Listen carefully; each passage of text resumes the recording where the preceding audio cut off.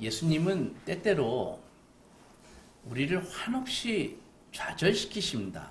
왜냐하면 아주 높은 윤리를 요구하시기 때문입니다. 예를 들어서 마태복음 5장 59절 이런 데 보면은 악한 자를 대적하지 말라. 그리고 그가 누구든지 네 오른편 뺨을 치거든 왼편도 돌려대라. 또 누가 고발해서 속옷까지 가지고자 하는 자에게 겉옷까지도 내줘라. 누가 너로 억지로 오리를 가게 하거든 그 사람과 심리를 동행해라. 또 내가 누구든지 너에게 구하는 자에게 그냥 주고 누가 너에게 뭘 꿔달라 그러면은 그거 거절하지 말라. 이렇게 말씀하십니다. 이 타인을 향해서는 한없이 관대한 이 예수님의 윤리인데 막상 우리 자신을 향해서는 아주 엄격한 것을 요구하십니다. 예를 들어서 네 오른쪽 눈이 너를 실족하게 하거든 떼어내버려라. 네 오른쪽 손이 너를 실족하게 하거든 찍어내버려라. 네 백체 중 하나가 없어지고 온몸이 지옥에 던져지지 않는 것이 유익하다. 이런 식의 말씀하시거든요. 사람들이 지옥이 있니 없니 이렇게 얘기하지만 성경에서 지옥 이야기를 가장 많이 하신 분이 예수님이십니다. 아무튼 이렇게 엄격한 삶을 살라고 하시는데 우리는 그 말씀을 따라갈 수가 없어서 비참하게 좌절할 수밖에 없습니다. 근데 문제는 이런 삶이 항상 불가능한 것이 아니라는 것입니다. 성도가 예수의 영에 붙잡히기만 하면 이런 삶이, 이런 사랑이 가능하다는 것입니다. 사도행전 7장에서는 스데반 집사님의 죽음 이야기가 기록되어 있는데 당시 스데반의 설교를 듣고 마음에 찔린 유대인들이 막 분노가 일어나가지고 귀를 막고 성 밖으로 스데반을 끌고 가가지고 돌을 던져서 스데반을 쳤습니다. 돌멩이에 맞아 온몸에 피투성이가 하면서 죽어갈 때 스데반은 성령이 충만해서 우러러보고 하나님의 영광을 보았고 스데반이 영안이 열리니까 영적인 눈이 열리니까 그 보좌 옆에 예수께서 서 계신 것을 보면서 예수님께 기도를 합니다. 그래서 돌에 맞으면서 기도하면서 주여 이 죄를 그들에게 돌리지 마옵소서 하면서 스데반이 죽었다고요. 그러니까 스데반은 산상수훈의 삶을 살았습니다. 지난주에 말씀드렸듯이 예수님이 단순히 오늘 본문처럼 욕하지 말라, 나가라고 말하지 말라, 미련한 놈이라고 형제에게 말하지 말라, 그런 것은 교양 없는 짓이다. 이런 말씀을 하고 계신 것이 아닙니다. 주님이 말씀하시는 이 하늘의 윤리가 아무리 따르기 어렵더라도 거기에 못 미치는 우리를 한참 비참하게 만들지만 이런 삶이 불가능한 것이 아니라는 사실입니다. 바로 하나님의 자녀들은 세상에서 통용되지 않는 다른 윤리를 갖고 있는데 예수께서 그 윤리를 몸소 실천하셨다는 것입니다. 그런데 성경은 말하기를 분노하는 것, 욕하는 것, 모욕을 주는 것, 이 모든 것은 다 하나의 뿌리인데 그것이 바로 미움이다. 여러분 그걸 아십니까? 미움과 사랑이 있는데 그 의미가 아주 극과 극 아닙니까? 하지만 이 미움과 사랑은 아주 비슷한 면이 있습니다. 그게 뭐냐면은 그 감정, 미움이든 사랑이든 그 감정을 드러내지 않고는 못 견딘다는 것입니다. 두 개의 감정은 반드시 언젠가는 밖으로 드러나게 되어 있습니다. 오히려 드러나고 억제하고 있는 것을 가슴에 그냥 담고 있으면은 그것은 여기 속에다가 불을 숨기고 있는 것만큼 어려운 것입니다. 인격이 아무리 어렵고 철통 같은 자제력을 가지고 있다고 할지라도 이 사랑이라는 감정, 미움이라는 감정, 이것을 잠깐은 모르지만 계속 억제하고 숨길 수는 없다는 것입니다. 사랑이라는 감정을 표현하지 않고 가슴에만 묻고 있으면 뭐가 돼요? 상사병이 되잖아요. 병이 되잖아요. 미움도 마찬가지입니다.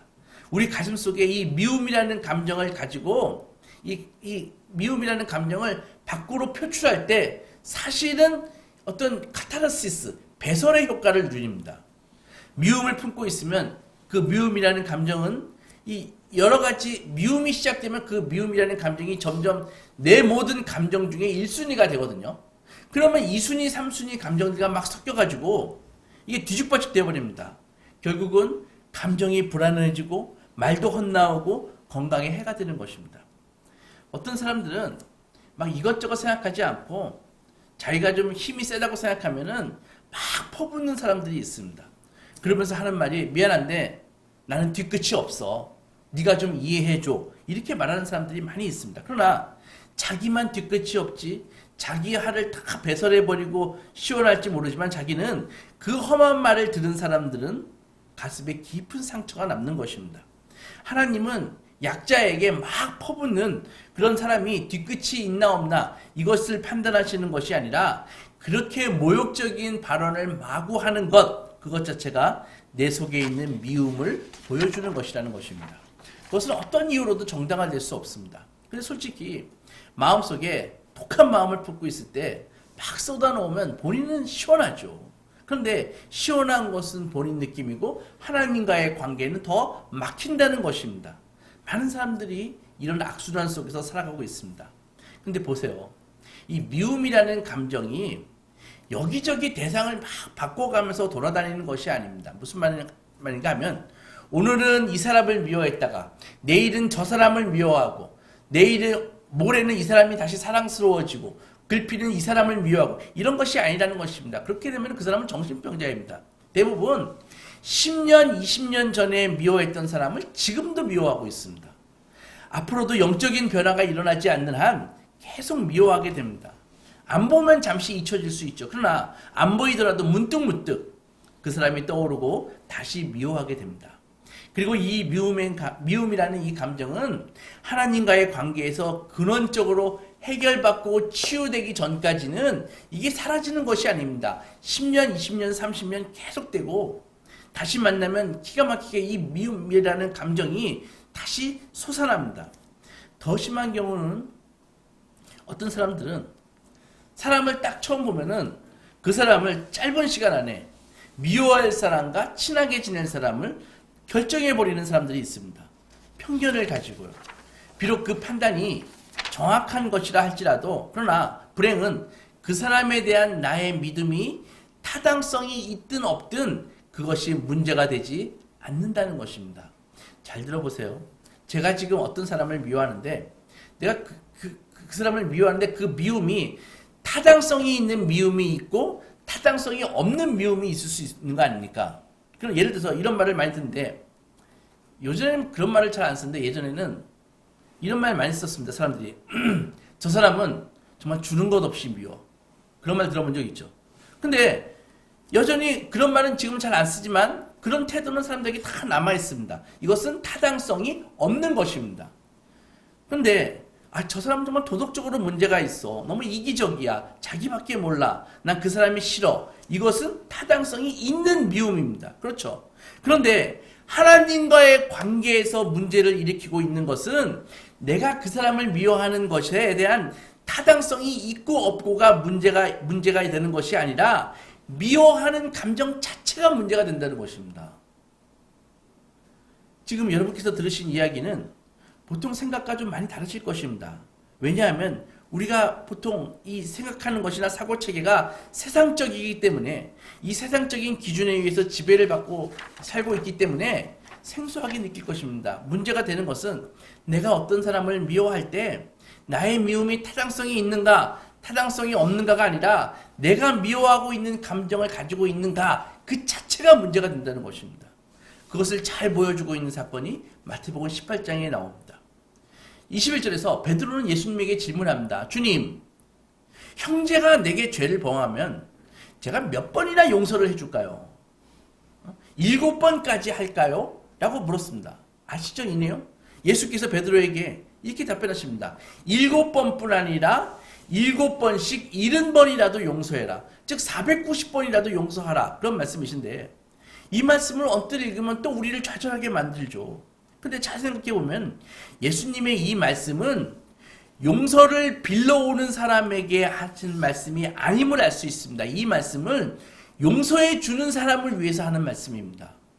여기서 우리는 이 형제라는 말에 주목해야 되는데 교회는요 세상과 구별된 하나님의 집입니다. 우리는 천국 시민입니다. 그러나 우리가 기억해야 할 사실이 있습니다. 그것은 우리가 비록 법적으로는 천국 시민이지만 우리는 천국 시민답게 아직은 살고 있지 못하다는 것입니다. 매일 성경을 사랑하고 성경을 매일 읽지만 아직은 성경대로 살지 못하고 있습니다. 한 사람이 신앙을 받아들이고 성경과 거의 똑같이 사는 사람들, 그렇게 성자와 같은 삶을 사는 사람들은 그야말로 하늘의 별처럼 아주 극소수에 불과합니다. 우리는 그런 분들을 보면서 감탄하죠. 성자니까. 그러나 대부분의 사람들은 많이 부족하게 그저 낮은 수준의 삶을 살다가 하나님 앞에 가는 것입니다. 왜 그렇습니까? 신앙적인 태만함 때문에. 하나님을 사랑하는 마음으로 끊임없이 말씀이 나를 주장하고 내 삶을 지속적으로 말씀에 맞추려고 하는 노력을 기울이지 않기 때문입니다. 그래서 그냥 낮은 수준에서 살다가 결국 하나님의 은혜로 천국에 가는 것이죠. 그게 보통 우리의 모습입니다. 근데 현실적으로 교회는 완전함을 추구하고 완전한 하나됨을 부르짖지만 우리들이 갖고 있는 영적인 미성숙함과 천국 시민답게 살아가지 못하는 이 태만함으로 말미암아 흠이 많고 부족한 사람들이 모여서 있는 곳이 바로 교회라고요. 그래서 교회가 이 세상에 있는 동안에는 예수님이 말씀하시는 이 산상수훈과 같은 이 완전한 사랑을 이루는 것이 불가능합니다. 기독교 역사에서 바울과 같은, 스데반과 같은, 손양원 목사님과 같은 그런 분들은 정말 드물게 나타나고 대부분 허물이 많은 목회자와 성도들이 모여서 교회를 이루고 있습니다. 그래서 교회가 현실적으로 이 천국과 같은 모습을 계속 유지하기가 어려운 거예요. 그런데 놀라운 사실이 있습니다. 그것은 바로 그럼에도 불구하고 이 땅에 있는 우리 교회가 지금도 천국과 거의 비슷한 교회로 만들어질 수 있는 길이 있습니다. 그 방법이 뭐냐 하면 그것은 성도 하나하나가 완전해짐으로써 완전한 교회가 되는 것이 아니라 서로의 허물과 죄를 용서해 줌으로써 완전한 교회가 되는 것입니다. 형제가 완전하지 못하고 죄가 있고 신실하지 못하고 부족해도 그를 용서해 줌으로써 완전한 사랑이 교회 안에서 실현될 수 있다. 이것이 하나님의 방법입니다. 바로 예수께서 이것을 말씀하신 것입니다. 형제에게 나가라 하는 것, 미련한 놈이라고 말하는 것, 그 모든 죄의 뿌리는 마음속에 있는 이 미움에서부터 비롯된다는 말씀이고 그 미움이 타당성이 있고 없고는 이건 세상에서 통용되는 논리라는 것입니다. 본문 23절 보면 예물을 제단에 드리려다가 거기서 네 형제에게 원망 들을 만한 일이 생각나거든. 예물을 제단 앞에 두고 먼저 가서 형제와 화목하고 그 후에 와서 예물을 드리라 라고 하셨잖아요. 여러분 잘 보세요.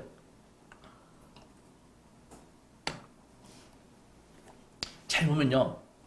형제에게 원망 들을 만한 일이 있거든이라고 쓰여져 있죠.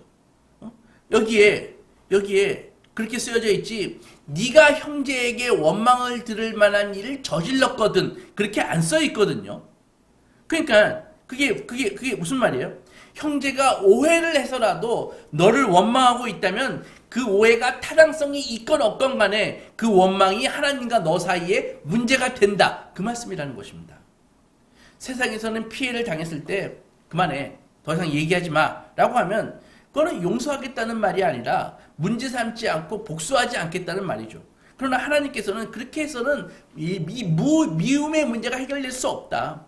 최선의 방법은 복수를 하지 않는 것이 아니라 그 마음에 너의 마음에 사랑을 밀어넣음으로써 미움을 몰아내라 라는 것을 요구하시는 것입니다. 현실적으로 우리는 우리 자신이 혹은 우리가 아는 분들이 이 가족이나 형제들을 용서하지 못하고 이런 것들 때문에 오랫동안 그것이 올무가 되어서 하나님과의 관계에 심각한 장애를 갖고 있는 분들을 많이 보게 됩니다. 그 미움이 오랫동안 우리의 인격을 짓누르고 하나님 앞에 나아가는데 심각하게 장애가 되는 것이죠. 아까 베드로 보고 예수께서 70번씩 7번 490번이라도 용서해라 라고 하셨는데 490번 동안 얼마나 불합리한 경우가 많고 얼마나 나쁜 놈들이 많겠습니까? 490번 모두 베드로가 잘못했을까요? 할까요? 명색이 예수님의 수제자인데 그게 아니라는 것이죠. 오히려 잘못한 인간들에게는 시시비비를 따져가지고 혼을 내줘야지 왜 주님은 그들을 용서하고 미워하지 말라고 하셨습니까? 예수께서는 미움의 본질을 너무 잘 아시기 때문입니다. 잘 들어보세요. 미움은 내가 미워하는 것 같지만 사실은 이 미움이 잘하잖아요. 미움이 우리를 지배해버립니다. 그래서 그렇게 되면 우리는 이 미워하는 생각을 벗어날 수가 없어요. 결국 마음의 그 미움이 우리의 멱살을 붙잡고 영적인 어두움 속으로 끌고 내려가 버린다는 것이죠. 미워하는 사람에게는 자유가 없습니다. 용서하지 않는 사람에게는 자유가 없습니다. 화목하지 않는 사람들에게는 참된 자유가 없습니다. 여러분, 이 세상에서 우리가 살면서 부당하게 모욕을 많이 당합니다. 하지만 그 모욕이 우리의 자유를 뺏어가나요? 뺏어가지 못합니다. 우리가 이 세상에서 욕을 많이 먹지만 그것이 우리의 자유를 빼앗아갈 수 없습니다. 그러나 이 미움의 감정은 우리 영혼의 자유를 빼앗아가 버립니다. 미움을 계속 품고 있으면은 그 미움이 하나님과의 영적인 기쁨과 영적인 삶과 하나님께 받은 은혜를 서서히 미움이 고갈시켜 버립니다. 그러면 우리는 이런 의문이 들 수 있습니다. 미워하는 감정이 그렇게 나쁨에도 불구하고 그리고 영적인 사망을 가져다 줄 정도로 독한 것인데 현실적으로 우리가 그렇게 용서하지 못하는 이유가 무엇일까? 우리는 왜 미움을 계속 유지하고 지속하고 있는 이유가 무엇일까? 그것은 바로 철저한 자기 사랑 때문입니다. 세상에서는 그것을 자존심이라고 말합니다. 여러분, 성경은요, 인간 자체가 스스로 존귀하게 여기고 스스로 자랑하고 스스로 높이고 떠받들어야 할 선한 존재라고 말하지 않습니다. 우리 안에는 선한 것이 없습니다. 만약에 있다면은 오직 하나님의 이름밖에 없습니다. 그리고 내가 혹시 존귀한 것이 있다면 하나님의 은혜를 받았다는 그 사실 때문에 내가 존귀해지는 것입니다. 불신앙이 팽배하고 믿음이 없는 이 세상에서 세상 사람들과 똑같이 살아가기를 거부하고 고난을 받으면서도 신앙의 자존심을 지키고 절개를 지키면서 살아가는 그 모든 이유가 무엇입니까? 그것은 나의 존귀함을 드러내기 위한 것이 아니라 내게 임한 하나님의 은혜의 존귀함 때문입니다.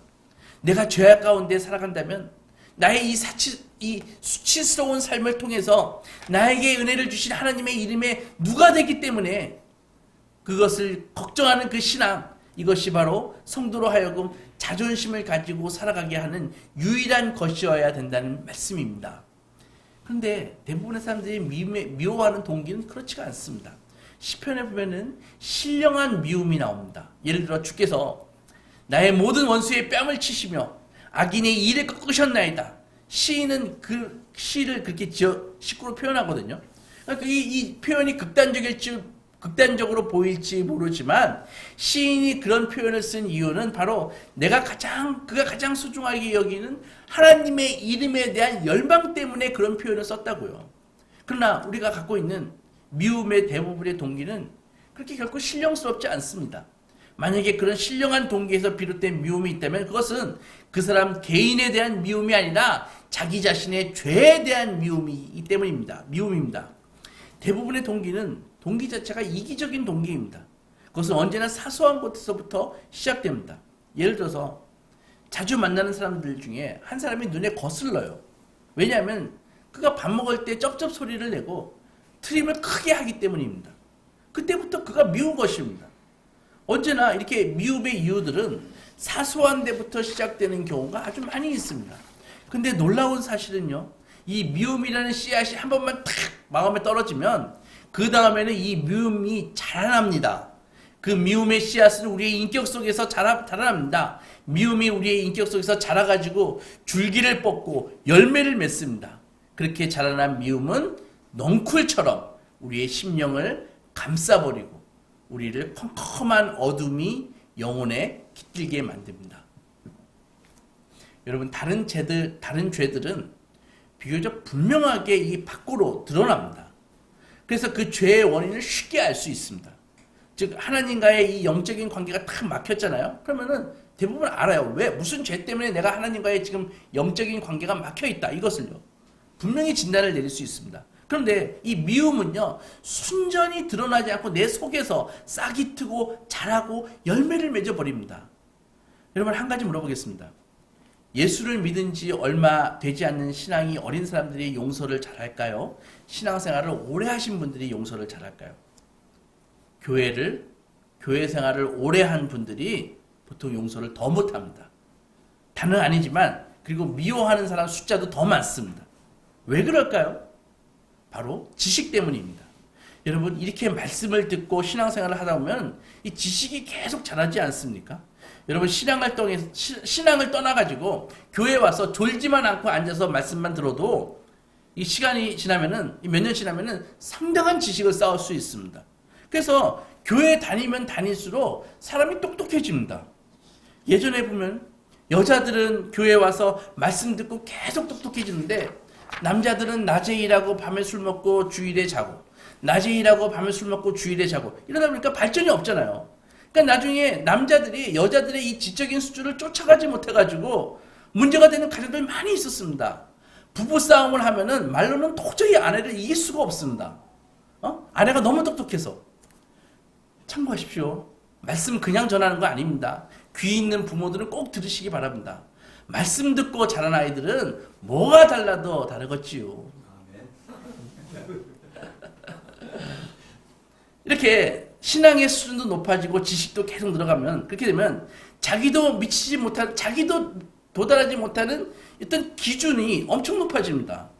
근데 막상 현실에서 보면 내가 살아가면서 다른 사람들을 이렇게 보면은 한심하게 보이거든요.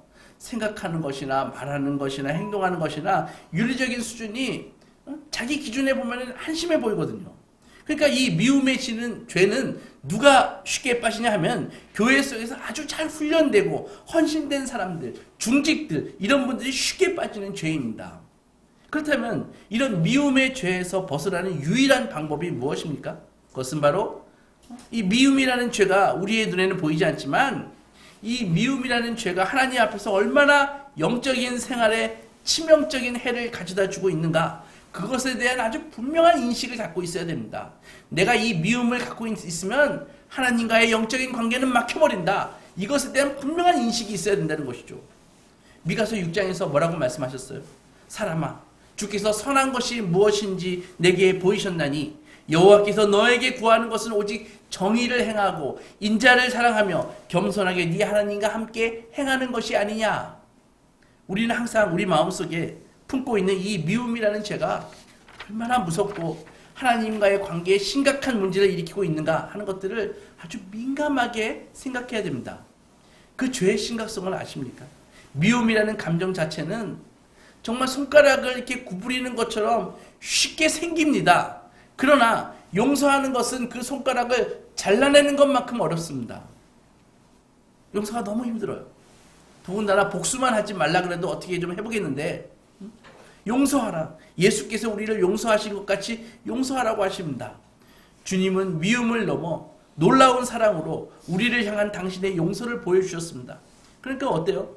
우리가 누군가를 용서할 때 어렵잖아요. 정말 어려우네.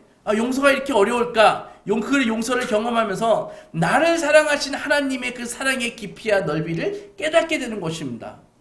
이 어려운 용서를, 내가 그렇게 하기 힘든 이 용서를 하나님은 나에게 베푸셨구나. 그렇게 용서를 하기 위해서는 내가 하나님의 자녀로 부름받은 그 기초로 돌아가게 되는 것입니다. 왜 우리가 남을 용서하는 것이 이렇게 힘들까요? 용서한다고 말을 하고 그 사람을 다시 안 보는 것은 어떻게 해보겠는데 마음속으로 그를 용서하는 것이 왜 이렇게 힘듭니까? 여러분, 모든 미워하는 감정을 계속 유지하고 있는 것은 옛날에 그 인간이 나에게 저지른 무슨 폐악질 때문이 아닙니다. 정확하게 말해서 내가 용서하지 못하고 있는 이유는 내 마음속에 충만하게 일어나지 못하고 있는 죄사함의 감격의 결핍 때문입니다.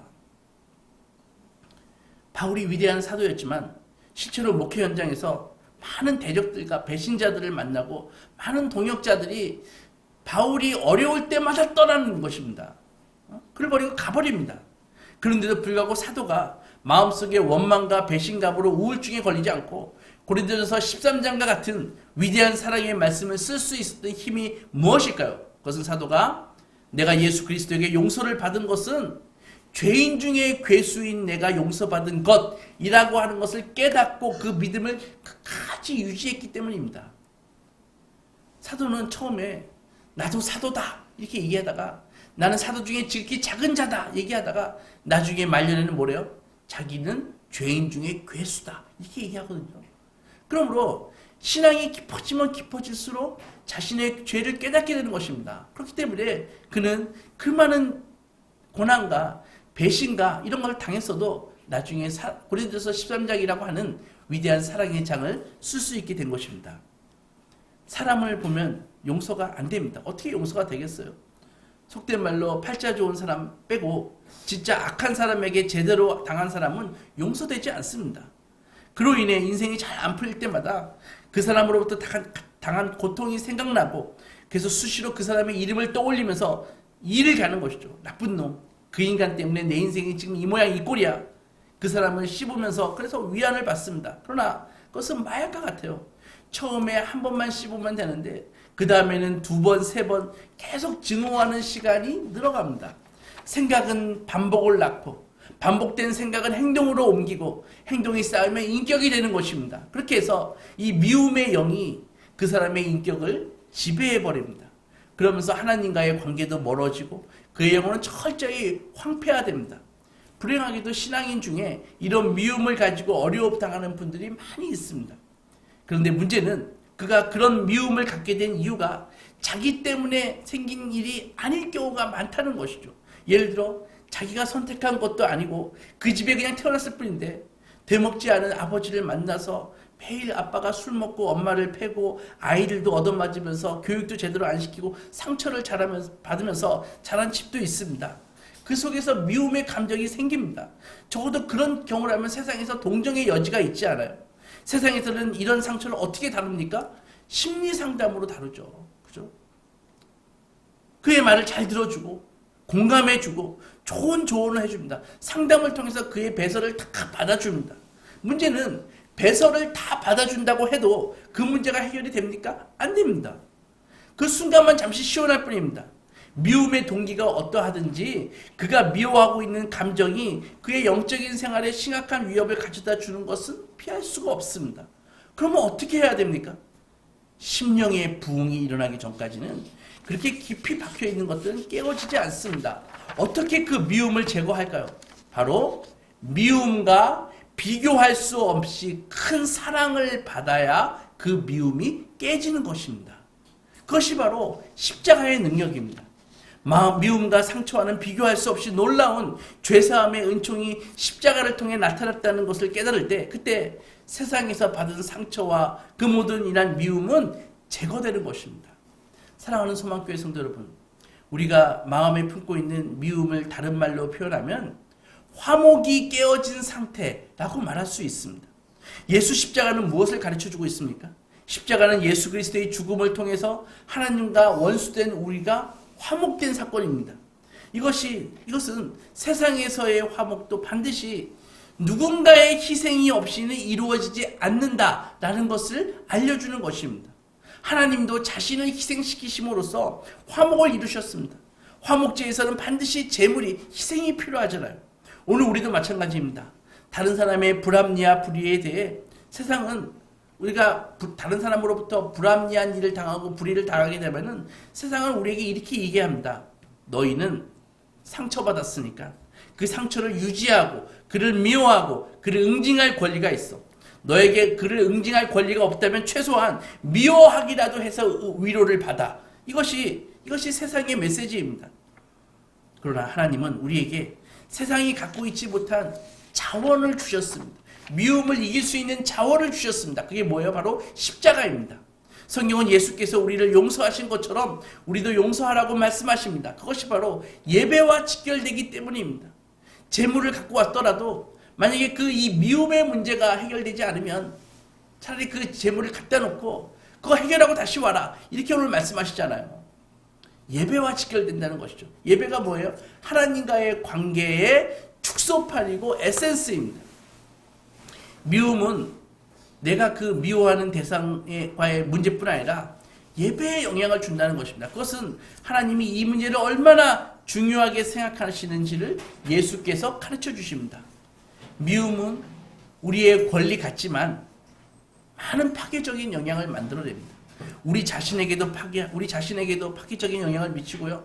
미움의 대상에게도 파괴적인 영향을 미치고 결정적으로 하나님과의 관계도 파괴해버립니다. 그러나 정반대로 용서는 많은 생명적인 영향을 만들어냅니다. 용서를 통해 우리의 영혼이 살고 그의 관계가 회복되고 무엇보다 용서하는 자녀에게 하나님으로부터 놀라운 은혜가 쏟아집니다. 당신의 외아들 예수께서 십자가에서 하신 일이 뭡니까? 용서입니다. 그렇게 만약에 우리가 용서한다면 우리는 주님의 십자가에 동참하는 것입니다. 우리가 골고다로 가서 예수와 함께 다시 십자가를 다시 질 수는 없습니다. 그러나 우리가 불의한 자를 용서할 수만 있다면 그것은 예수의 고난에 동참하는 것입니다. 사순절 기간입니다. 그렇죠? 우리 대부분 우리에게 크고 작은 일로 우리를 불의하게 대한 사람들에 대한 미움과 유감을 갖고 있습니다. 사순절 기간에 용서하지 못했던 분들을 용서함으로써 예수 그리스도의 십자가에 한번 동참해보면 어떨까요?